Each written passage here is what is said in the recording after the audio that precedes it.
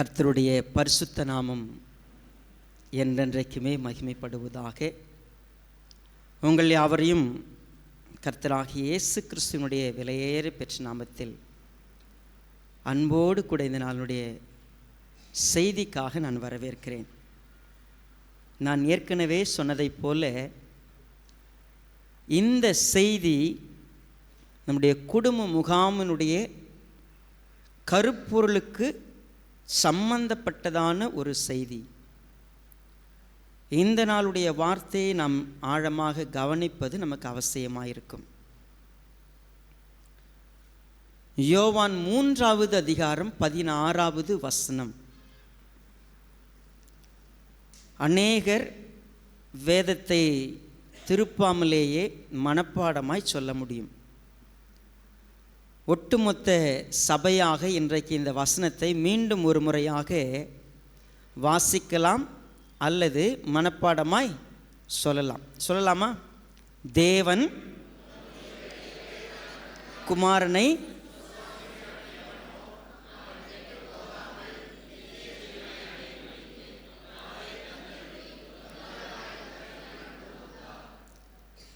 இந்த வசனம் மனப்பாடமாய் நமக்கு தெரிகிறது அல்லது பரிச்சயமான ஒரு வசனம். இந்த வசனத்தின் ஆழத்தில் இருக்கக்கூடிய உண்மைக்கும் எனக்கும் எவ்வளவு சம்பந்தம் இருக்கிறது? நாம் ஒரு கருப்பொருளின் கீழாக இந்த ஜனவரி பிப்ரவரியில் படிக்கிறோம். என்ன கருப்பொருள்? What is our theme? Abundant Christian life. தமிழில் பரிபூர்ண ஜீவன் என்று சொல்லுகிறோம். அவைகளுக்கு ஜீவன் உண்டாயிருக்கவும் பரிபூரணப்படவும் நான் என்ன பண்ணேன்? வந்தேன்னு சொன்னார். எனக்கு ஜீவன் உண்டாயிருப்பதற்கு what is the life I have? எனக்கு இருக்கக்கூடிய ஜீவன் எப்படிப்பட்ட ஜீவன்? கிறிஸ்து எனக்கு ஜீவன், சாவு எனக்கு ஆதாயம்னு கொஞ்சம் படித்து கொஞ்ச நாள் தான் ஆச்சு. என்னுடைய ஜீவன் கிறிஸ்துவுக்குள்ளாக இருக்கிறதுன்னு சொன்னோம். இந்த ஜீவனை எத்தனை பேர் எனக்கு இருக்கிறதுன்னு புரிஞ்சவங்க எத்தனை பேர்? என்கிட்ட இருக்கிறதுன்னு புரிஞ்சவங்க எத்தனை பேர்? அதை அனுபவிப்பவர்கள் எத்தனை பேர்? அதனால் பிரயோஜனப்பட்டவர்கள் எத்தனை பேர்? மறுபடியும் சொல்கிறேன், நமக்கு ஒரு சில இன்ஃபர்மேஷன் தெரியும், நமக்கு அதை குறித்ததான அறிவு இருக்கிறது. அறிவு இருந்தும் அது பயன்படவில்லை என்றால் அது வீண். எனக்கு இயேசுவை தெரியும், வேதாகமம் தெரியும், சபை தெரியும், எனக்கு விசுவாசம்னா என்னன்னு தெரியும், நாம் பேசலாம். பட் உண்மையாகவே அது நம்முடைய வாழ்க்கையில் எந்த அளவுக்கு இரண்டர கலந்திருக்கிறது? அது சவாலான ஒரு கேள்வி. இந்த வார்த்தையை யாரிடம் சொன்னது? முதல்ல நம்ம கவனிக்கணும். ஆண்டவராகிய இயேசு கிறிஸ்து ஒரு தனிப்பட்ட மனிதனை பார்த்து பேசிய ஒரு வார்த்தை. யார் அந்த மனிதன்? இந்த 3வது அதிகாரத்திலே முதல் வசனத்தை பாருங்கள். யூதருக்குள்ளே அதிகாரியான நிக்கோதேமு என்னப்பட்ட பரிசேயன் ஒருவன் இருந்தான். அவன் காலத்திலே இயேசுவினிடத்தில் வந்து, ரபி, நீர் தேவனிடத்திலிருந்து வந்த போதகர் என்று அறிந்திருக்கிறோம். ஏனெனில் ஒருவனும் தன்னுடனே தேவன் இராவிட்டால் நீர் செய்கிற இப்படிப்பட்ட அற்புதங்களை செய்ய மாட்டான் என்றான். கவனிங்க, இந்த நிக்கோதேமு என்ற ஒரு நபர், இவரை பற்றி நீங்கள் தெரிந்திருக்க வேண்டியது அவசியம். ஆண்டவராகிய இயேசு கிறிஸ்து இந்த நிக்கோதேமு என்கிற மனிதன்கிட்ட பேசும் பொழுதுதான் இந்த 16வது வசனத்தில் இருக்கக்கூடிய ஆழமான ஒரு உண்மையை வெளிப்படுத்துகிறார். இந்த நிக்கோதேமு ஒரு பரிசேயன். இரண்டாவது, அவன் செனகரிப் சங்கத்தினுடைய உறுப்பினர். சொல்லப்போனால் ஆசிரியர்களுக்கெல்லாம் ஆசிரியர். இங்கே ஒருத்தர் உட்காந்துக்கிறார், ஆசிரியர்கள்லாம் ஆசிரியர், டீச்சர்ஸ் ட்ரெயினர். இவர் பரிசேயன், டீச்சர்ஸை ட்ரெயின் பண்ணக்கூடிய ஒரு டீச்சர், எ வேல்யூ மெம்பர், அதிகாரத்தில் இருக்கக்கூடிய ஒருவர். வேத பாரகரும் பரிசேயரும் மோசேயினுடைய நியாயாசனத்தில் உட்கார்ந்து இருக்கிறாங்க, அவருடைய ஆசனத்தில் உட்கார்ந்துருக்கிற அதிகாரம் பெற்றவர்கள். பொதுவாகவே டீச்சர்ஸ், நான் உங்களுக்கு சொன்னேன்ல, டீச்சர்ஸ் தே ஆல்வேஸ் கரெக்ட். அவங்க எப்பயுமே என்ன பண்ணுவாங்க, அவங்க போய் டீச் பண்ணுறதை விட அவங்க வீட்டில் கட்டாக கொண்டு வந்து என்ன பண்ணுறாங்க, பேப்பரை வச்சுக்கிட்டு திருத்துவாங்க. பார்த்தீங்களா, மார்க் போடுவாங்கல்ல. சரி, அவங்க டீச் பண்ணுவாங்க. தேர் செகண்ட் லெவல் என்ன, எங்கே குறை இருந்தாலும் அவங்களுக்கு கண்ணுக்கு தெரியும். சரிங்களா? நான் ஒரு நிறுவனத்தில் வேலை செஞ்சேன். எனக்கு மேலே இருந்தவர் மேனேஜிங் டைரக்டர், நான் அட்மினிஸ்ட்ரேஷன் கோஆர்டினேட்டர். அவருக்கு நான் நேரடியாக அவருக்கு தான் ரிப்போர்ட் பண்ணணும். எனக்கு கீழே தான் 40க்கு மேற்பட்ட ஊழியர்கள். I was the administrative coordinator, HR. So நான் என்ன செய்யணும், எல்லா டிபார்ட்மெண்ட்டையும் விசிட் பண்ணுவேன். எங்கேயாவது குறை இருந்தால் நான் சொல்லணும். மேக்ஸிமம் எனக்கு அது அந்த பழக்கம் இல்லை. அவர் என்னை கூப்பிடுவார், ஜேம்ஸ் கம்மியர், இந்த பொறுப்பில் இருந்தால் கண்ணில் விளக்கண்ணை விட்டுக்கணும். எங்கே மிஸ்டேக் இருக்குதுன்னு கண்டுபிடிக்க தெரியலன்னா இந்த வேலை செய்யக்கூடாது. நிறைய எதையும் பார்க்கக்கூடாது, குறைய மட்டும்தான் பார்க்கணும். இந்த டீச்சர்ஸ் யாருன்னு கேட்டிங்கன்னா, இப்போ வேதாகமத்தை டீச் பண்ணக்கூடிய பரிசேயராகட்டும் வேதபாரராகட்டும், அவர்கள் சொல்லிக் கொடுப்பது பாடம். அந்த பாடத்தை பின்பற்றக்கூடியவர்களிடத்தில் சின்ன குறை இருந்தாலும் கரெக்டாக கண்டுபிடிச்சி அதுக்கு ஏற்ற பரிகாரங்களை சொல்லி, அதற்கேற்ற காரியங்களை சொல்லி, தண்டனைகளை சொல்லி நிறைவேற்றக்கூடியவர்கள் தான் இவர்கள். பரிசேயர் சதுசேயர் யூத மக்கள் மத்தியில், இஸ்ரவேல் மக்கள் மத்தியில் தே ஹாவ் ஹை ரெகார்ட். அவங்கள பார்த்தாவே ஒரு பயம் இருக்கும். நமக்கு வாத்தியாரை பார்த்தோன்னு ஒரு பயம் வருது. காரணம் என்ன? நிச்சயம் அவர்கள் நமக்கு அவங்க தான் சொல்லி கொடுக்குறாங்க. ஆனால் அவங்கள பற்றிய பயம் என்னன்னு கேட்டிங்கன்னா, நீங்கள் தப்பு பண்ணால் உங்களுக்கு தண்டனை உண்டு. டீச்சர்ஸ் மேலே ஏன் நமக்கு பயம்? அவங்க சொல்லி கொடுக்குறாங்கன்னு இல்லை, சொல்லி கொடுக்குறத நம்ம சரியாக செய்யலைன்னா அவங்க நம்மளை தண்டிப்பாங்க. அதுதான் பயம் அவங்க மேலே. சரி, இப்படிப்பட்ட ஒரு பரிசேயன் ஒரு நாள் ஆண்டவரை சந்திக்க வருகிறான். மாலை வேளை, அது இரவு வேளையிலே கர்த்தரை சந்திக்க வருகிறான். வழக்கமாக என்ன சொல்கிறாங்க, மற்ற பரிசேயர்களுக்கோ வேதபாரர்களுக்கோ டீச்சர்ஸுகளுக்கோ தெரியாமல் ஆண்டவரை சந்திக்கணும்னு வந்தான். அப்படி தான் சொல்கிறாங்க. எனக்கு என்னவோ அதில் உடன்பாடு இல்லை. ஏன் உடன்பாடு இல்லைன்னு சொன்னால், பொதுவாகவே ஸ்பிரிச்சுவல் ட்ரூத்ஸ் நேரம் எடுத்து போய் உட்காந்து பேசணுன்னா பகல் முழுக்க வேலை செய்வாங்க. சாயங்காலம் ஆகி ஓய்வு எடுக்கிற நேரத்தில் அந்த நேரத்தை பயன்படுத்தி ஆழமான ஆவிக்குரிய சத்தியங்களை கற்றுக்கலான்னு சொல்லி வருவது ஒரு சிலருடைய வழக்கம். அதுக்கு நிறைய எவிடன்சஸ் இருக்குது வேதாகமத்தில். சரி, நம்ம அதுக்குள்ளே போக வேண்டாம். இந்த பரிசேயனாகிய ஆசிரியன் ஆண்டவராகிய இயேசு கிறிஸ்து ஒரு வார்த்தை அவனை பார்த்து சொல்லுவார். என்ன சொல்ற பாருங்க, இந்த 3வது அதிகாரத்தில் 10வது வசனத்தை பாருங்க. இயேசு அவனை நோக்கி, நீ இஸ்ரவேலில் போதகனாய் இருந்தும் இவைகளை அறியாமல் இருக்கிறாயா? பாருங்க, he is a teacher. அவன் ஒரு போதகன். அவன் எல்லாவற்றையும் போதிக்கக்கூடியவன். நீங்கள் சில்ட்ரன்ஸ் உங்கள் வீட்டுக்கு நீங்கள் ஒருவேளை LKG UKG போகிற ஸ்டூடெண்ட்ஸ் இருக்கிறாங்கன்னா, அவங்க ஏதாவது ஒன்று தப்பாக செய்கிறாங்கன்னு நீங்கள் கரெக்ட் பண்ண பார்த்தீங்கன்னா they won't accept. ஏன்னா எங்கள் மிஸ் எப்படி தான் சொல்லி கொடுத்தாங்க. அவங்களுக்கு ஃபைனல் அத்தாரிட்டி யார்? அவங்க மிஸ்ஸு தான். அவங்க மிஸ்ஸு சொல்லிவிட்டு அதுக்கு மேலே யாரும் என்ன பண்ண முடியாது?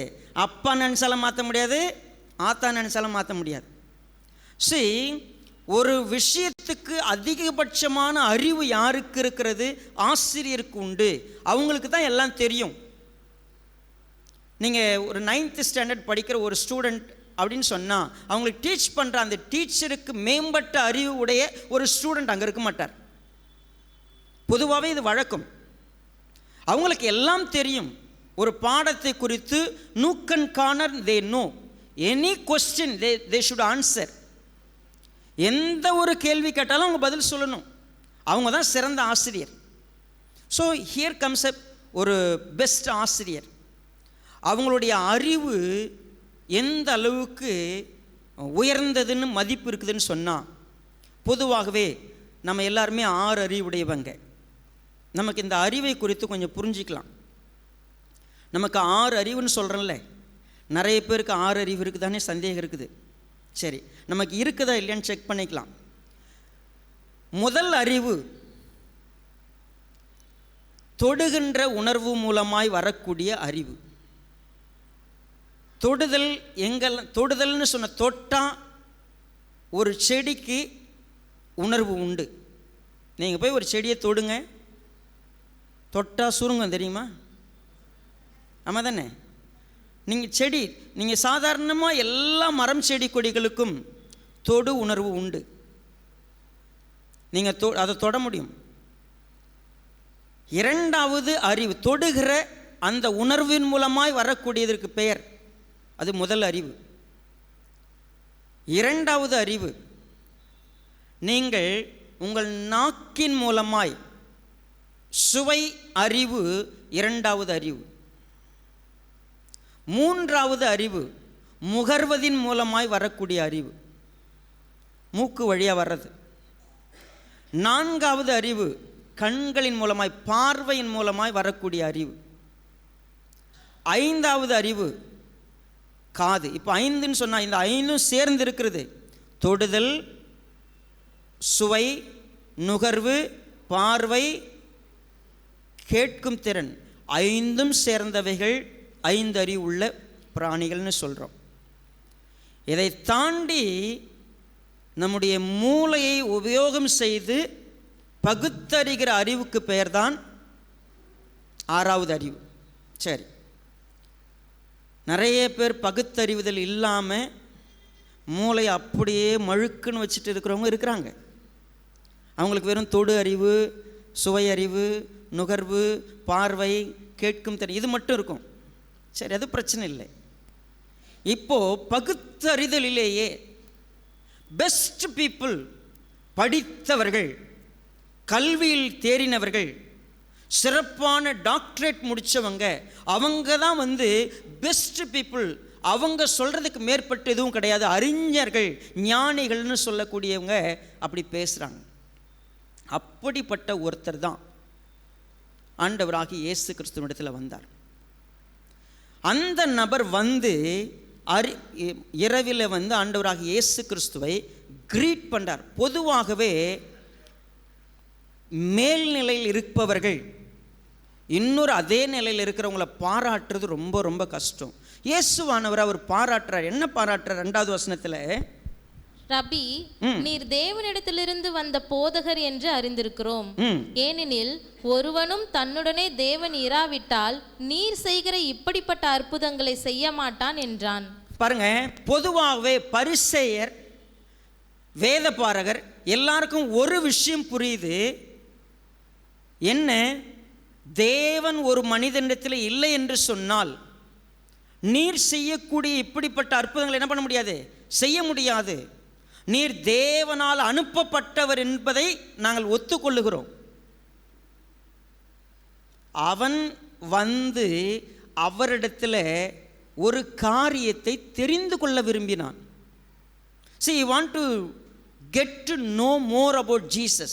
இயேசுவானவர் யாரு? அவர் தேவனால் அனுப்பப்பட்டவரா? தேவன் ஏன் அனுப்பினார்? அவருடைய பர்பஸ் என்ன? அவர் செய்யக்கூடிய அற்புதங்கள் என்ன? இதனுடைய விளைவு என்ன? தெரிந்து கொள்ள வேண்டும். பகுத்தறிதலை பயன்படுத்தி ஒரு காரியத்தை தெரிந்து கொள்ள வேண்டும் என்ற ஒரு உணர்வு அவனுக்கு வருகிறது. அவன் கர்த்தரிடத்தில் வருகிறான், அவரை பாராட்டுகிறான்.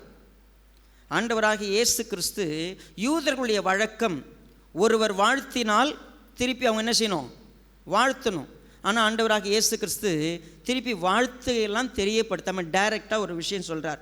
என்ன சொல்கிறார் பாருங்க, 3வது வசனம். இயேசு அவனுக்கு பிரதியுத்தரமாக, ஒருவன் மறுபடியும் பிறவாவிட்டால் தேவனுடைய ராஜ்யத்தை காண மாட்டான் என்று மெய்யாகவே மெய்யாகவே உனக்கு சொல்லுகிறேன் என்றார். Most assuredly I say to you, மெய்யாகவே மெய்யாகவே நான் உனக்கு சொல்லுகிறேன்.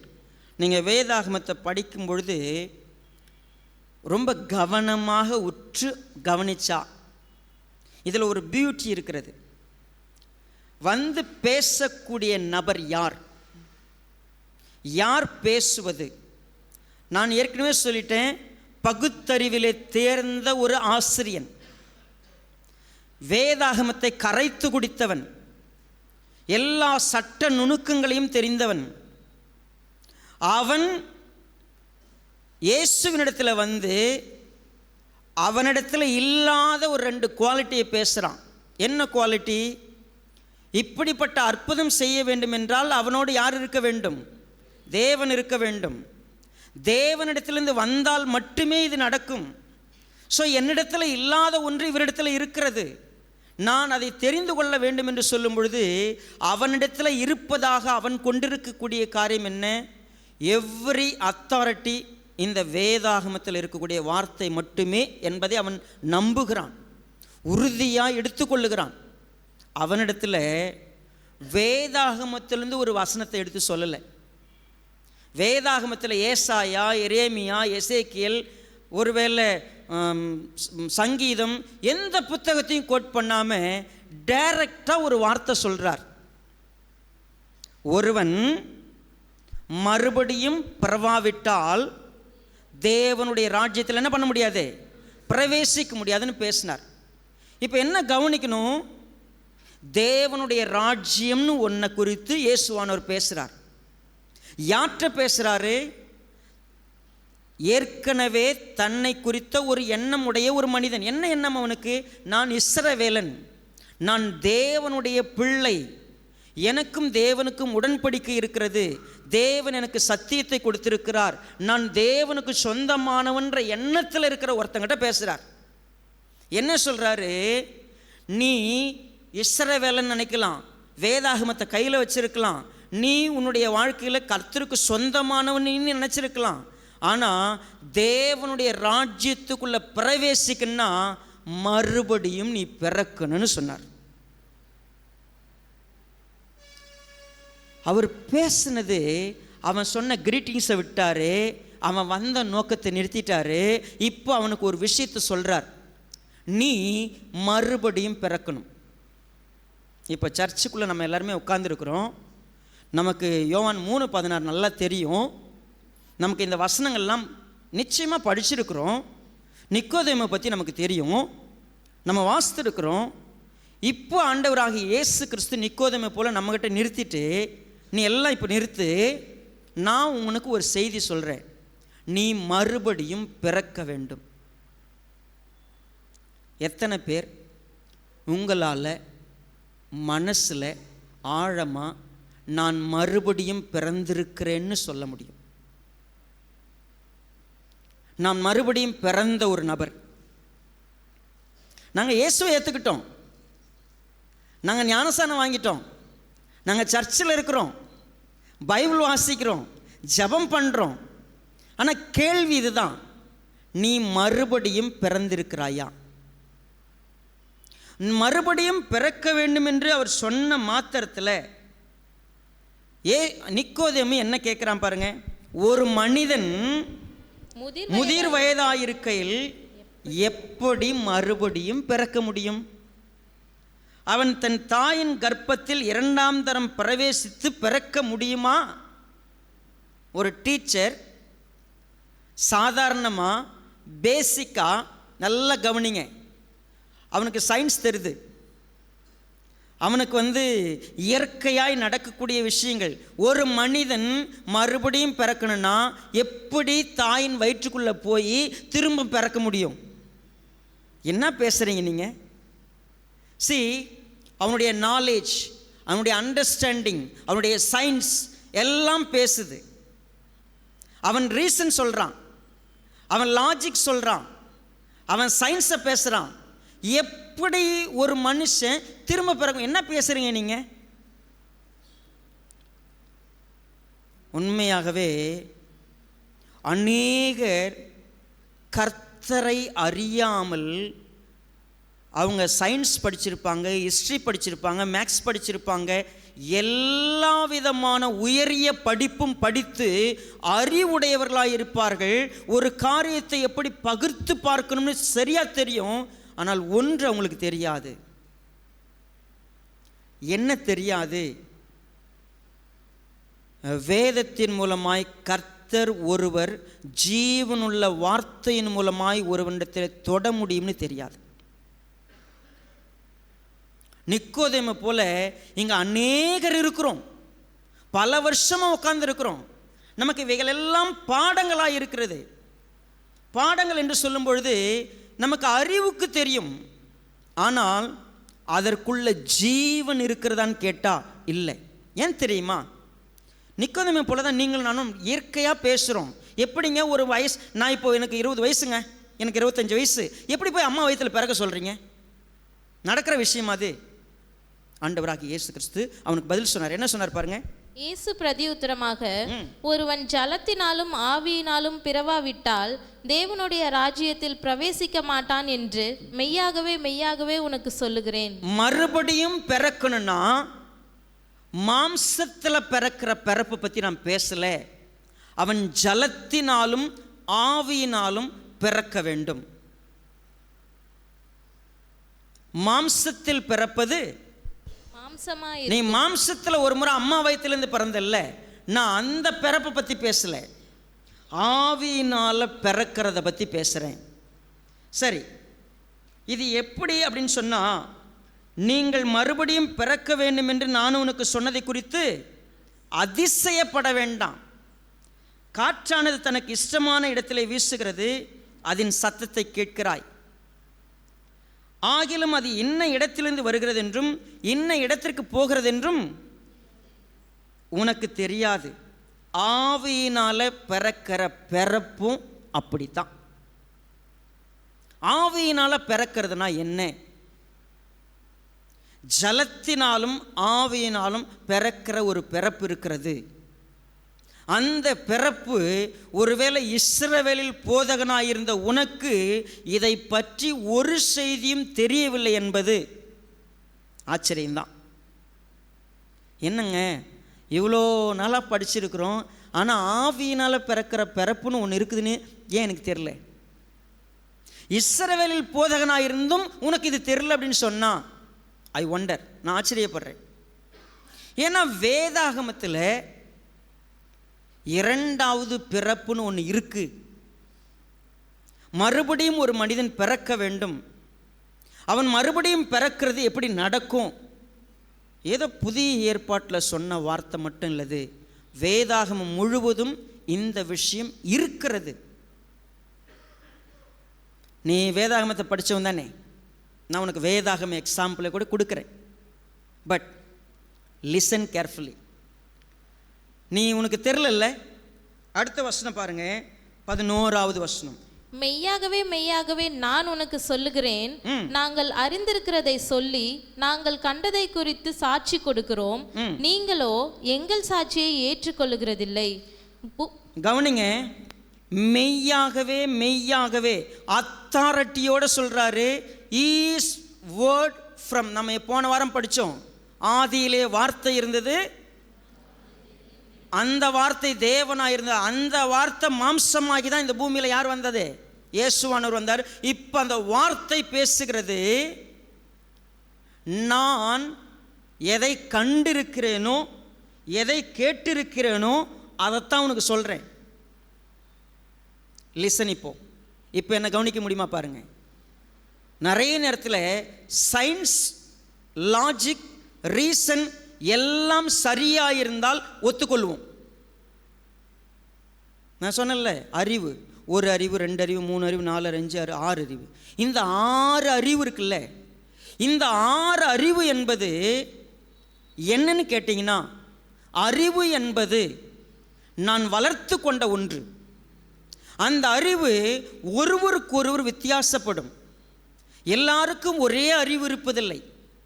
அவர்கள் பழகின விதம், அவர்கள் வளர்ந்த விதம், அவருடைய சூழ்நிலை, அவருடைய சமுதாயம், அவருடைய கலாச்சாரம், அவருடைய இனம், இதை சார்ந்து ஒரு மனிதனுடைய அறிவு வித்தியாசப்படும். இவையெல்லாம் யார் வளர்ப்பது? உங்களுக்கு தெரியாத ஒரு காரியத்தை சொல்கிறேன்.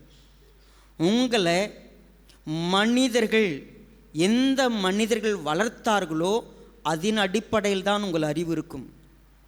நீங்கள் ஒருவேளை ஆக்ஸ்போர்டு யூனிவர்சிட்டியில் படித்தீங்கன்னா உங்கள் அறிவு வித்தியாசமாக இருக்கும். நம்ம அண்ணாமலை யூனிவர்சிட்டியில் படித்தீங்கன்னா அறிவு வித்தியாசமாக இருக்கும்.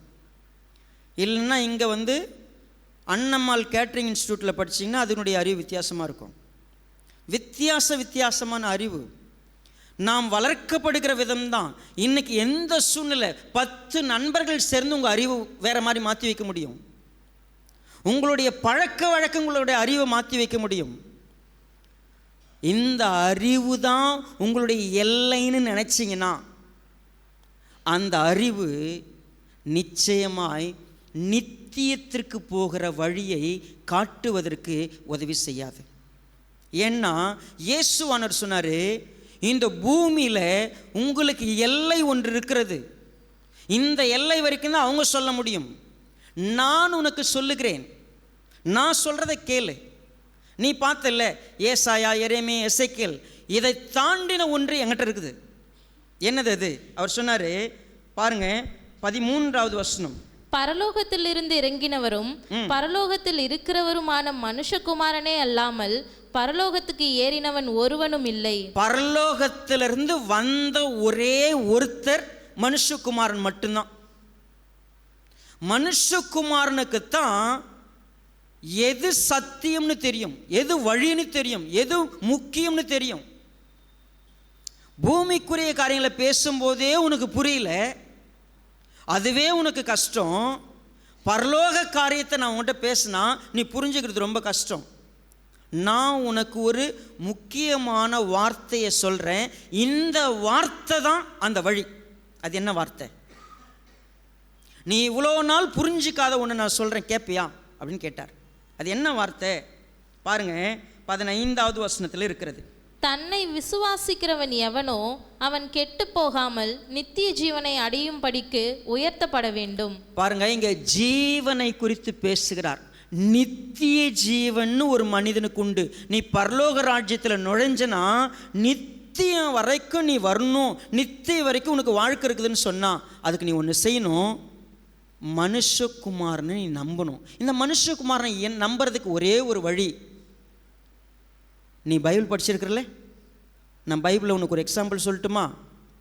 மோசேயினுடைய காலத்தில் சர்ப்பமானது வனாந்தரத்தில் உயர்த்தப்பட்டதை போல மனுஷகுமாரனும் என்ன பண்ண வேண்டும்? உயர்த்தப்பட வேண்டும். மனுஷகுமாரன் உயர்த்தப்படும் பொழுது யாரெல்லாம் இவர் தான் வானத்திலிருந்து வந்த அந்த வார்த்தை, இவர் தான், அவரால் தான் ஜீவன் கொடுக்க முடியும், அவரால் தான் நித்திய வரைக்கும் கூட்டு போக முடியும்னு யார் நம்புகிறாங்களோ அவங்க கெட்டு போகாமல் நித்திய ஜீவனை அடையும்படிக்கு அவரை இந்த பூமிக்கு தேவன் என்ன பண்ணியிருக்கிறாரு? கொடுத்திருக்கிறார். தேவன் உன்னை நேசிக்கிறார்ப்பா. தேவன் தம்முடைய ஒரே பேரான குமாரனை விசுவாசிக்கிறவன் எவனோ அவன் கெட்டு போகாமல் நித்திய ஜீவனை அடையும்படிக்கு அவரை தந்திருக்கிறாரு. அவர் ஒரு நாள் உயர்த்தப்படுவார். எனக்கு புரிஞ்சிச்சா? நிக்கோதேமுக்கு புரிஞ்சிருச்சா? எப்போ மோசே ஒரு நாள் சர்ப்பத்தை உயர்த்தினது போல இந்த மனுஷகுமாரன் ஒரு நாள் உயர்த்தப்படுவார். இன்னும் அவனுக்கு புரியலைங்க. அவர் சொல்லிட்டார் இந்த வசனத்தை, ஆனால் அவர் ஏதோ சொல்கிறாருங்க, அது என்னன்னு தெரில. அதை கொஞ்சம் புரிஞ்சிக்கலான்னு ட்ரை பண்ணுறான். இவர் என்னவோ சொல்கிறாரு, அது என்னன்னு இன்னும் எனக்கு புரியல. ஆவியினால் பிறக்கிறதுன்னு சொல்கிறாரு, ஆவியினால் பிறக்கிறதுங்கிறாரு. அப்புறம் அவர் அனுப்புனவரை விசுவாசிக்கணும், அவர் சொல்கிறத விசுவாசின்னு சொல்கிறாரு. இதை வச்சு என்ன நடக்கும் தெரில அவனுக்கு. வேதாகமம் ரொம்ப அழகாக அவனுடைய வாழ்க்கையை பதிவு செய்திருக்கிறது. யோவான் 7வது அதிகாரத்தில்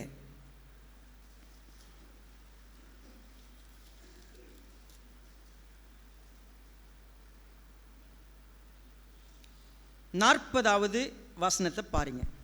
ஜனங்களில் அநேகர் இந்த வசனத்தை கேட்டபொழுது, எந்த வசனத்தை கேட்டபோதுனா 38, வேத வாக்கியம் சொல்லுகிறபடி என்னிடத்தில் விசுவாசமாய் இருக்கிறவன் எவனோ அவன் உள்ளத்திலிருந்து ஜீவ தண்ணீருள்ள நதிகள் ஓடும் என்றார். பாருங்க, என்னை விசுவாசிக்கிறவனுடைய உள்ளத்துல என்ன வரும்? ஜீவ தண்ணீருள்ள நதிகள் ஓடும்னு சொன்னார். வேத வாக்கியங்கள் சொல்லுகிறபடி. அப்ப வேத வாக்கியங்கள்லாம் எந்த வேத வாக்கியங்கள்? இது பழைய ஏற்பாடு. வேத வாக்கியங்கள் சொல்லுகிறபடி விசுவாசிக்கிறவன் எப்படிப்பட்டவனா இருப்பான்? விசுவாசம் விசுவாசம் விசுவாசம்னு ஒரு வார்த்தை சொல்லப்படுகிறது. நீ இயேசுவை விசுவாசிக்கணும். அதற்கு அறிவு வேண்டுமான்னு கேட்டா இல்லை. லாஜிக்கா, ரீசனா இல்லை. விசுவாசிக்கிற ஒரு எண்ணம். இவர் வானத்திலிருந்து வந்தவர், பரலோகத்திலிருந்து இறங்கினவர், எனக்காக இந்த பூமிக்கு வந்தார், என் பாவத்துக்காக தான் சிலுவையில் அடிக்கப்பட்டார்னு ஒரு மனுஷன் விசுவாசிச்சா அவனுடைய உள்ளத்துல ஜீவ தண்ணீர் உள்ள நதிகள் ஓடுன்னு சொன்னார். அதுக்கு அடுத்த வசனம் விளக்கம் சொல்லுது. தம்மை விசுவாசிக்கிறவர்கள் அடைய போகிற ஆவியை குறித்து இப்படி சொன்னார். இயேசு இன்னும் மகிமைப்படாதிருந்தபடியினால் பரிசுத்த ஆவி இன்னும் அருளப்படவில்லை. பரிசுத்த ஆவி இன்னும் கொடுக்கப்படல. அவர் எதை பத்தி சொன்னாரு? விசுவாசிக்கிறவனுக்கு யார் கொடுக்கப்படுவாரு? அல்லோ சொல்லுங்க, யார் கொடுக்கப்படுவாரு? பரிசுத்த ஆவியானவர். இப்ப என்னெல்லாம் கவனிக்கிறீங்க தானே? நீங்க இயேசுவானவர் பரலோகத்திலிருந்து வந்தவர், என் பாவத்தை போக்க இந்த பூமிக்கு வந்தார்னு விசுவாசிச்சிங்கன்னா, சொன்ன வார்த்தைக்கு கீழ்ப்படிஞ்சிங்கன்னா, உங்களுக்கு டைரக்டா ஒரு பரிசு கொடுக்கப்படும். அது பரிசுத்த ஆவியானவர். அந்த பரிசுத்த ஆவியானவர் உங்களை புது மனுஷனா மாற்றுவார். அதுதான் 2வது பிறப்பு. சொல்லப்படுற வார்த்தையை நான் விசுவாசிக்கணும், சொல்லப்படுற வார்த்தைக்கு நான் கீழ்ப்படியணும். சரி, இப்போ அவர் சொன்னதை கேட்டு நிறைய பேர் என்ன பண்ணாங்களாம்? நம்ம வாசித்தோம் இல்லையா 40ல், ஜனங்களில் அநேகர் இந்த வசனத்தை கேட்ட பொழுது மெய்யாகவே இவர் தீர்க்கதரிசியானவர் என்றார்கள். வேறு சிலர் இவர் கிறிஸ்து என்றார்கள். வேறு சிலர் கிறிஸ்து கலிலேயாவில் இருந்தா வருவார், தாவீதின் சந்ததியிலும் தாவீது இருந்த பெத்லகேம் ஊரிலும் இருந்து கிறிஸ்து வருவார் என்று வேத வாக்கியம் சொல்லவில்லையா என்றார். பாருங்க, பைபிளை நல்லா படிச்சிருக்கிறாங்க. கிறிஸ்து எங்கிருந்து வருவாரு? பெத்லகேம்ல தான் பிறப்பாராம். அவங்களுக்கு தெரியுமா தெரியாதா?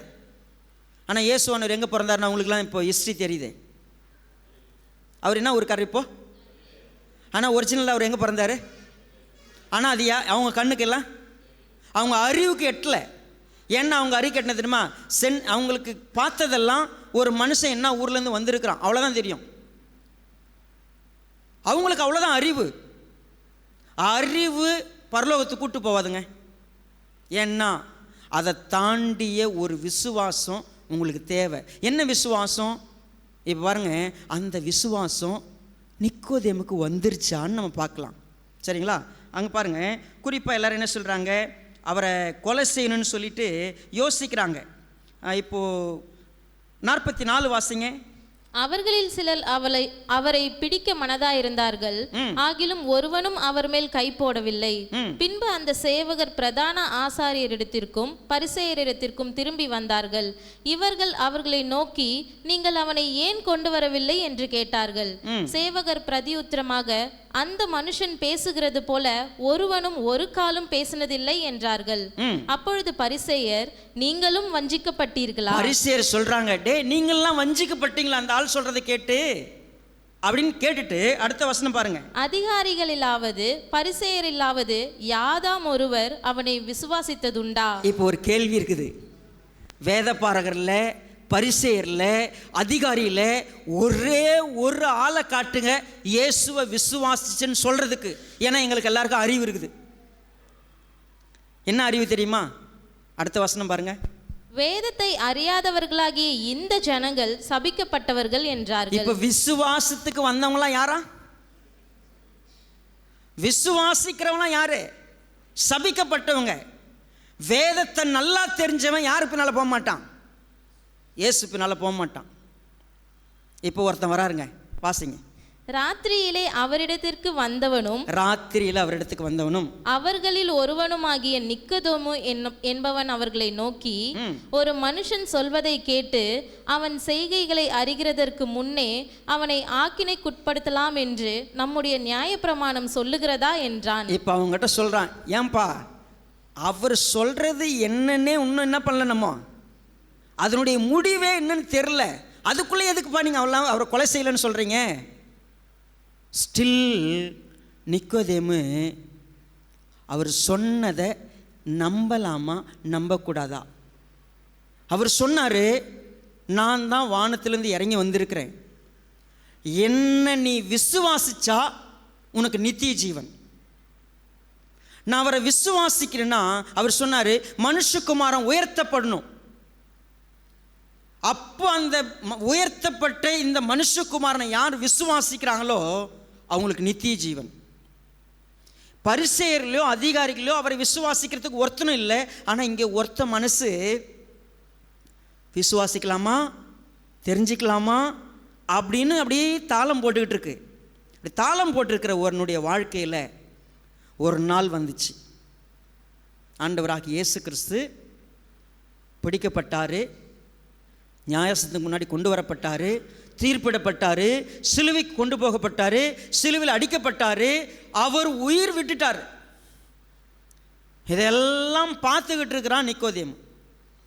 யோவான் 19வது அதிகாரம்.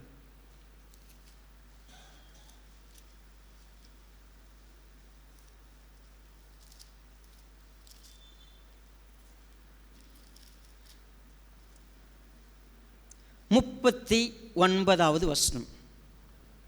ஆரம்பத்திலே ஒரு ராத்திரியில் இயேசுவினிடத்தில் வந்திருந்த நிக்கோதேமு என்பவன் வெள்ளை போலமும் கரிய போலமும் கலந்து ஏறக்குறைய 100 ராத்தல் கொண்டு வந்தான். அவர்கள் இயேசுவின் சரீரத்தை எடுத்து யூதர்கள் அடக்கம் பண்ணும் முறைமையின்படியே அதை சுகந்த வர்க்கங்களுடனே சீலைகளில் சுற்றி கட்டினார்கள். அவர் சிலுவையில் அறையப்பட்ட இடத்தில் ஒரு தோட்டமும் அந்த தோட்டத்தில் ஒரு காலும் ஒருவனும் வைக்கப்பட்டிராத ஒரு புதிய கல்லறையும் இருந்தது. பாருங்க, இந்த வசனத்துக்கு முன்னாடி இன்னொரு நபரை குறித்து சொல்லப்படும், யோசேப்பு. அந்த யோசேப்பை குறித்து ஒரு அறிமுகம் இருக்கும். என்ன அறிமுகம்னா 38 பாருங்க.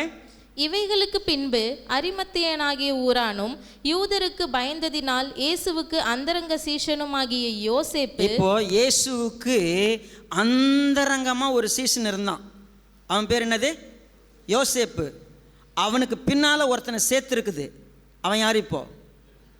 இப்போ நிக்கோதேமு 100 ராத்தல்னு சொன்னால் 45 கிலோ எடை கொண்ட வெள்ளை போலம் கரிய போலம் இதெல்லாம் என் கர்த்தரை அடக்கம் செய்வதற்கு நான் பயன்படுத்துவதற்கு கொடுக்கணும்.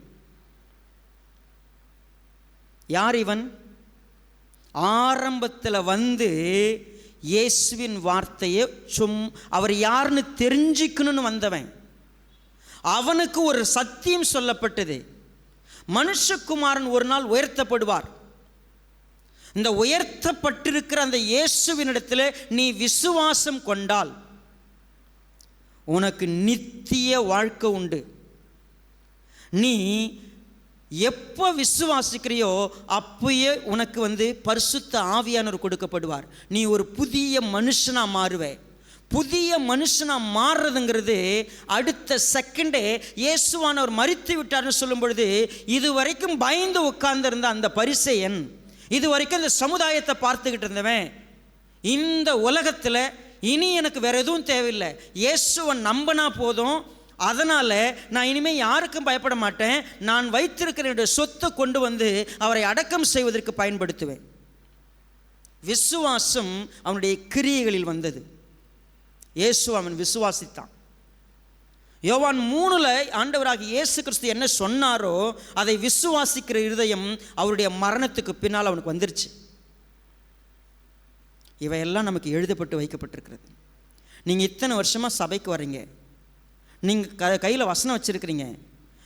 பிளாங்காக சொல்ல போனால், நான் பகுத்தறிவை பயன்படுத்துகிற மனிதனாய் ஒருவேளை என் அறிவுக்கு எட்டினாதான் அப்படின்னு சொன்னீங்கன்னா, உண்மையவே சொல்கிறேன், நம்முடைய அறிவு ரொம்ப குறைவுள்ளது. நம்முடைய அறிவு பெரிய காரியங்களை சாதிக்க முடியாது. ஏன்னா நாம் நேற்று இருக்கிறது போல் இன்று இருப்பதில்லை, இன்று இருக்கிறது போல் நாளை இருப்பதில்லை. நம்முடைய அறிவை கொண்டு நம்முடைய சுய அறிவு எந்த காலத்திலும் தடுமாறும். ஒரு மனிதன் இருந்தான். அவன் ஒரு பறவையை பிடித்து விடுகிறான். அந்த பறவை அவனிடத்தில் அவன் கையில் பிடிச்ச உடனே இந்த பறவை அவனை பார்த்து பேசிச்சு,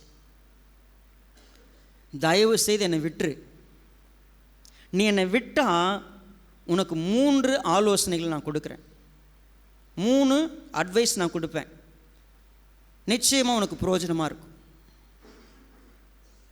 இந்த 3 அட்வைஸை நான் கொடுக்கணுன்னா, நீ கையை என்னை பிடிச்சிருக்க கையை விட்டுனா முதல் அட்வைஸ் சொல்லுவேன். 2வது, இந்த மரத்தில் போய் உட்காந்தனா 2வது அட்வைஸ். 3வது, நான் பறக்கிறப்போ. சரி, நான் உன்னை விடுறேன், இன்றைக்கி அட்வைஸ் சொல்லு.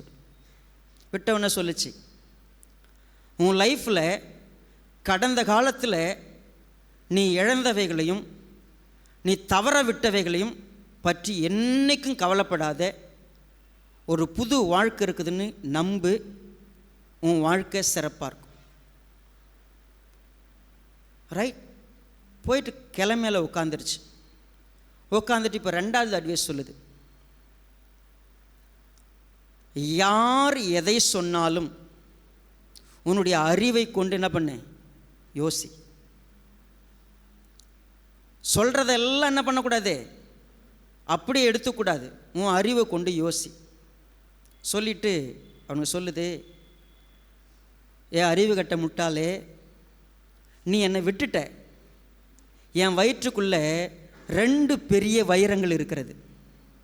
நீ என் வயிற்றை கிழிச்சு எடுத்திருந்தீன்னா உனக்கு என்ன கிடச்சிருக்கும், 2 வைரம் கிடச்சிருக்கும். இப்போ விட்டுட்டியே அப்படின்னு சொல்லி உடனேவன், ஐயோ இப்படி தெரியாமல் விட்டுட்டனே, நான் உண்மையாகவே ஒரு பைத்தியக்காரன் தான், நான் கொஞ்சம் கவனமாக இருந்திருக்கணும், சரியா அப்படின்னு சொல்லி அவன் புலம்ப ஆரம்பிச்சுட்டு அவன் கேட்டான். சரி, இப்போ எனக்கு 3வது அட்வைஸாக சொல்லு, அது எனக்கு பிரயோஜனப்படுதா பார்க்கலான்னு. அப்போ அந்த பறவை சொல்லிச்சான் பறந்துக்கிட்டே, உனக்கு 3 அட்வைஸ் சொல்லி எந்த பிரயோஜனம் இல்லை. ஏன் தெரியுமா, நான் முதல் அட்வைஸ் உனக்கு என்ன சொன்னேன், கடந்த காலத்தில் நீ தவற விட்டவைகளையும் இழந்தவைகளை குறித்து என்ன பண்ணக்கூடாது, நீ புலம்பக்கூடாதுன்னு சொன்னேன். நீ அதை தான் செஞ்சுக்கிட்டு இருக்கிற. 2வது அட்வைஸ் சொன்னேன், யார் எதை சொன்னாலும் உன் பகுத்தறிவை கொண்டு யோசின்னு சொன்னேன். ஒரு சிறிய பறவையாக என் வயிற்றுக்குள்ளே 2 வைரம் இருக்குதுன்னு சொன்னோன்னே நீ என்ன பண்ணிட்ட, அதை நம்பிட்ட. இப்போ 3வது அட்வைஸ் சொன்னால் உனக்கு என்ன பண்ணாது, அது பிரயோஜனப்படாதனால நான் போயிடுறேன் அப்படின்னு பறந்துருச்சு. பகுத்தறிவு அப்படின்னு சொல்கிறது, இதை பகுத்தறிவாளர்கள் இதை பயன்படுத்துகிறாங்க. இந்த கதையை பயன்படுத்திட்டு ஒன்று சொல்கிறாங்க, யார் என்ன சொன்னாலும் நம்பாதீங்க, உண்மை. அதனால தான் ஆண்டவராக இயேசு கிறிஸ்து சொன்னார், இந்த பூமியில் நாசியில் சுவாசம் உள்ள யாரையும் என்ன பண்ணாத, நம்பாத, உன் அறிவை நம்பாத, உன்னை நீ நம்பாத, யாரையும் நம்பாத, வானத்திலிருந்து ஒருத்தர் வந்தார் பாரு, அவரை நீ நம்பு. வானத்தில் ஏறினவங்களும் ஒருத்தரும் கிடையாது, வானத்திலேருந்து இறங்கினவங்களும் ஒருத்தரும் கிடையாது, அங்கிருந்து ஒருத்தர் வந்தார் இல்லை, அவர் வந்து ஒரு வார்த்தை சொன்னார். என்ன சொன்னார் தெரியுமா, நீ என்னை நம்பு, உனக்கு நித்திய ஜீவன்னு சொன்னார். என்னை விசுவாசி. அதனால தான் விசுவாசிக்கிறவன் எவனோ அவன் கெட்டு போகாமல் நித்திய ஜீவனை அடைய முடியும். இந்த அறிவாளி பரிசேயனுக்கு ஆண்டவராகிய இயேசு கிறிஸ்து சிலுவைக்கு உயர்த்தப்படுகிற வரைக்கும் அந்த விசுவாசம் வரல. விசுவாசம் வந்துருச்சு, அவன் நம்ப ஆரம்பித்தான், அவன் வாழ்க்கை மாறுச்சு. நீங்களும் நானும் நித்திய ஜீவனை உடையவர்களாக இருக்கணும்னா, என் அனுபவம், என் அறிவு, என்னுடைய படிப்பு, என்னுடைய விருப்பம், இதெல்லாம் தாண்டின ஒன்று இருக்குது. இது எல்லாவற்றையும் இந்த உலகத்தையே தாண்டின ஒன்று, பூமிக்குரிய காரியம் இல்லை, அது வானத்துக்குரிய காரியம். இயேசுவானவர் வானத்திலிருந்து பூமிக்கு அனுப்பப்பட்டவர். அவர் வந்த வார்த்தை என்பதை நான் விசுவாசிப்பேன்னு சொன்னா எனக்கு நித்திய ஜீவன் உண்டு.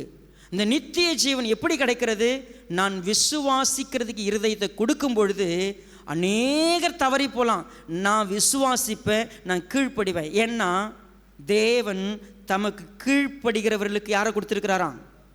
அந்த வார்த்தையை விசுவாசித்து கீழ்ப்படுகிறவங்களுக்கு பரிசுத்த ஆவியானவர் கொடுக்கிறார். அவங்க நித்திய ஜீவனை பெறுப்பாங்க.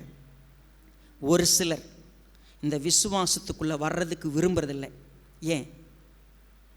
இந்த கேள்வியோடு நம்ம இன்னைக்கு செய்தியை நிறைவு செய்ய போகிறோம். ஏன் வரமாட்டாங்க? அவங்க அறிவு தடுக்குமா? அவங்க அனுபவம் தடுக்குமா? அவங்க விருப்பம் தடுக்குமானா? இல்லவே இல்லைங்க. இது எல்லாத்தையும் சேர்த்து ஆண்டவராகிய இயேசு கிறிஸ்து ஒரே வார்த்தையில் சொல்லிட்டார். யோவான் 3 கவனிச்சு பாருங்கள். யோவான் 3வது அதிகாரத்தில் பாருங்கள், 19வது வசனம். ஒளியானது உலகத்திலே வந்திருந்தும் மனுஷருடைய கிரியைகள் பொல்லாதவைகளாய் இருக்கிறபடியினால் அவர்கள் ஒளியை பார்க்கிலும் இருளை விரும்புகிறதே அந்த ஆக்கினை தீர்ப்புக்கு காரணமாய் இருக்கிறது. பாருங்க, இருட்ட விரும்புகிற மனுஷன்தான் ஒளிகிட்ட வர்றதில்லை, ஒளியை விசுவாசிக்கிறதில்ல. ஒளியை விசுவாசித்து அந்த ஒளியை போலவே மாறணுங்கிற எண்ணம் வரணும். அதனால தான் அவங்க வர்றதில்லை. நான் இப்போ ஒரு கேள்வியை முன்னால் வைக்க போகிறேன் சபைக்கு. உங்களுக்கு நித்திய ஜீவன் உண்டு நீங்கள் நம்புறீங்களே, பரிசுத்த ஆவியானவர் இருக்கிறார் நம்புறீங்களே, உண்மையாகவே உங்கள் லைஃப் ஒரு புதிய டேர்ன் எடுத்துச்சா? நீங்கள் இயேசுவை நம்புறன்னு சொன்ன பிற்பாடு, விசுவாசிக்கிறேன்னு சொன்ன பிற்பாடு, பரிசுத்த ஆவியானவர் வந்து உங்கள் வாழ்க்கையை ஒளிக்குள்ளாக நடத்திட்டு இருக்கிறத நீங்கள் பார்க்க முடியுதா? இல்லை, உங்கள் புத்தி, உங்கள் அறிவு, உங்கள் மாம்சம் உங்களை நடத்திக்கிட்டு இருக்கா? நீங்கள் ஜீவனுக்குள்ளே இருக்கிறீங்களா, ஜீவனை ஓரம் கட்டி வச்சுட்டு இருளில் வாழ்ந்துக்கிட்டு இருக்கிறீங்களா? இருட்டில் வாழ்கிறதா இருந்தால் நான் ஜீவனுக்கு அந்நியனாக இருப்பேன். விசுவாசமும் ஜீவனும் பிரிக்க முடியாது. நான் விசுவாசிக்கிற எனக்கு பரிசுத்த ஆவியானவர் சொல்கிறத மட்டும்தான் செய்வேன். நான் இருட்டுக்குள்ளே இருந்தால் நான் இன்னைக்கு ஜீவனுக்கு அந்நியனாக இருப்பேன். இயேசுவை நான் நம்புறேன்னு சொல்லிட்டா, நான் அவரோடு ஐக்கியப்பட்டவன்னு சொன்னால் நான் ஒளியில் நடக்கிறவன். எல்லாம் கனெக்டட். விசுவாசம் எங்கே தோங்க தெரியுமா? நான் இனிமேல் அவருக்கு கீழ்ப்படிவுன்றத்தில் இருக்குது. இனிமேல் அவர் சொல்கிறது தான் கேட்பேன். என் அறிவு சொல்கிறத கேட்க மாட்டேன், என் அனுபவம் சொல்கிறத கேட்க மாட்டேன், என் விருப்பம் சொல்கிறத கேட்க மாட்டேன். இனி யார் சொல்கிறத கேட்பேன்? ஹலோ, யாருங்க ஆசீர்வதிக்கப்பட்டவங்க? கர்த்தருடைய சத்தத்தை கேட்டு விசுவாசிக்கிறவங்க தான் நம்ம. அதனால தான் இன்றைக்கி ஆராதனை துவங்கும் போது என் சத்தத்தை கேளு, அதுக்கு கீழ்ப்படி. அவர் சொல்கிறார், நானே ஜீவ அப்பம், நானே ஜீவ ஒளி, நானே வழி, நானே சத்தியம், நானே உயிர்த்தெழுதல், நானே மெய்யான திராட்சை செடி. இதை நான் நம்புறப்போ, நான் விசுவாசிக்கிறப்போ அவர்கிட்ட நான் கீழ்ப்படுகிறேன். என் வாழ்க்கை பிரகாசமாக இருக்கிறது. ஒருவேளை விசுவாசிக்கிறவன் ஆக்கினை தீர்ப்பிலிருந்து விலக்கப்படுகிறான். என் வாழ்க்கையில் ஜீவன் இருக்கிறது. நான் கர்த்தரை விசுவாசிக்கிறேன்னா அவருக்கு முழுசாக கீழ்ப்படிவேன். எனக்கு தீர்ப்பு இல்லை, எனக்கு ஜீவன் உண்டு. இந்த ஜீவன் எனக்கு கிடைச்சிருக்குதா? இல்லை பெயர் கிறிஸ்தவனா? நான் சர்ச்சுக்கு வர்றதுனால கிறிஸ்தவனா? நான் விசுவாசத்தோடு கிரியைகள் இல்லை, என்னுடைய விசுவாசம் இருக்கிறதுன்னு சொல்கிற ஒரு விசுவாசியா? அப்போ நான் இயேசுவை விசுவாசிக்கிறதுனால ஜீவனுடையவனாக இருக்கிறேன், பரிசுத்த ஆவியுடையவனாக இருக்கிறேன். அப்போ என்னை நடத்துவது, எனக்கு ஒரு போராட்டம் இருக்குது. ஆவியானவர் ஒன்று சொல்லுவார், உலகம் ஒன்று சொல்லும். ஆவியானவர் சொல்லுவார், அறிவு ஒன்று சொல்லும். நான் ஆவியானவருக்கு கீழ்ப்படிவுனா, உலகத்துக்கு கீழ்ப்படிவுனா நான் எங்கே இருக்கிறேன்? நிக்கோதேமை போல் நம்ம கர்த்தரை அறிய கிட்ட வந்தோம்னா அவர் ஒரே ஒரு வார்த்தை சொல்கிறார், என்னை விசுவாசிக்கிறவன் எவனோ அவன் கெட்டு போகாமல் நித்திய ஜீவனை அடைய முடியும். அந்த ஜீவனை பெற்றுக்கொள்ள கர்த்தர் தாமே நமக்கு கிருபையும் தயவும் செய்வாராக. கண்களை மூடி நாம் ஜெபிக்கலாம். பரிசுத்த பிதாவே, எங்களை நேசிக்கிறப்பா, இந்த அற்புதமான ஆசீர்வதிக்கப்பட்ட வேளைக்காய் ஸ்தோத்திரம். உடைய வார்த்தையினாலே எங்களை நிரப்புகிறீங்க. அதை விசுவாசிக்கிற இருதயத்தை எங்களுக்கு தாங்க. இந்த உலகத்தில் எழுதி வைக்கப்பட்ட எல்லா வார்த்தைக்கும் மேலான வார்த்தை நீங்கள். எல்லா அறிவுக்கும் மேலானவர். எங்களுடைய அறிவு உலகத்தில் என்னென்னவோ காரியத்தை செய்யும். எங்கள் அறிவை கொண்டு நாங்கள் நெருப்பு கண்டுபிடிச்சிருக்கலாம், எங்கள் அறிவை கொண்டு சக்கரங்களை கண்டுபிடிச்சிருக்கலாம், எங்கள் அறிவை கொண்டு அணைகளை கட்டியிருக்கலாம், எங்களுடைய அறிவை கொண்டு வானத்தில் பறக்கலாம், எங்களுடைய அறிவை கொண்டு என்ன வேணும் நாங்கள் செய்யலாம். ஆனால் நித்திய ஜீவனை பெற்றுக்கொள்ள முடியாது. அதற்கு விசுவாசம் தேவை.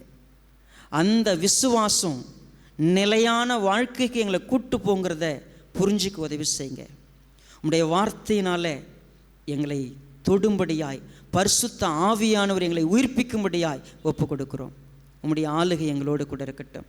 நாங்கள் பரிசுத்த ஆவியினால் நடத்தப்படுகிறோமா என்பதில் இன்னும் கவனம் செலுத்த உதவி செய்யுங்க. ஒரு புதிய வாழ்க்கைக்குள்ளே வந்திருக்கிறோங்கிறதுல தெளிவாக இருக்க உதவி செய்யுங்க. இந்த விசுவாசம் இன்னும் வளர பெருக செயல்பட கிருபை தாங்க. மீட்பெரும் அருமை இரட்சகருமாய் இருக்கிற கர்த்தராகிய இயேசு கிறிஸ்துவின் நாமத்தில் தாழ்மையோடு வேண்டிக் கொள்கிறோம் நல்ல பிதாவே. ஆமென்.